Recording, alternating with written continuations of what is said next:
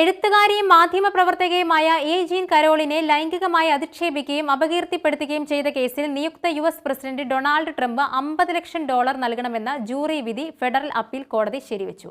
1996 മാൻഹട്ടനിലെ department സ്റ്റോറിൽ വെച്ച് Trump കരോളിനെ ലൈംഗികമായി ദുരുപയോഗം ചെയ്തതായി ന്യൂയോർക്ക് ജൂറി കഴിഞ്ഞ വർഷം കണ്ടെത്തിയിരുന്നു. ലൈംഗിക അതിക്രമത്തിന് $20 ലക്ഷം, അപകീർത്തിപ്പെടുത്തിയതിന് $30 ലക്ഷം എന്നിങ്ങനെയാണ് ശിക്ഷ വിധിച്ചത്. LA മാസികയുടെ മുൻ കോളംനിസ്റ്റാണ് കരോളിൻ. ട്രംപിനെതിരെ കരോളിൻ നൽകിയ വേറൊരു കേസിൽ അവർക്ക് $83 ലക്ഷം നൽകാൻ മറ്റൊരു ജൂറിയും വിധിച്ചിരുന്നു. ഡൊണാൾഡ് ട്രംപ് അതേസമയം വിധിക്കെതിരെ വീണ്ടും അപ്പീൽ നൽകുമെന്ന് ട്രംപിന്റെ വക്താക്കളിൽ ഒരാളായ സ്റ്റീവൻ ചിയൂങ് പറഞ്ഞു. അമേരിക്കൻ ജനതാ പ്രസിഡന്റ് ട്രംപിനെ ശക്തമായ ജനവിധിയോടെ വീണ്ടും തെരഞ്ഞെടുത്തു. നമ്മുടെ നീതിന്യായ വ്യവസ്ഥയുടെ രാഷ്ട്രീയ ആയുധവൽക്കരണം ഉടനടി അവസാനിപ്പിക്കണമെന്നും ചിയൂങ് പറഞ്ഞു. നവംബർ 5 നടന്ന പ്രസിഡന്റ് തെരഞ്ഞെടുപ്പിൽ ട്രംപ് വിജയിച്ചതിന് ശേഷം അദ്ദേഹത്തിനെതിരെ വന്ന 2 ഫെഡറൽ കേസുകൾ തള്ളിയിരുന്നു.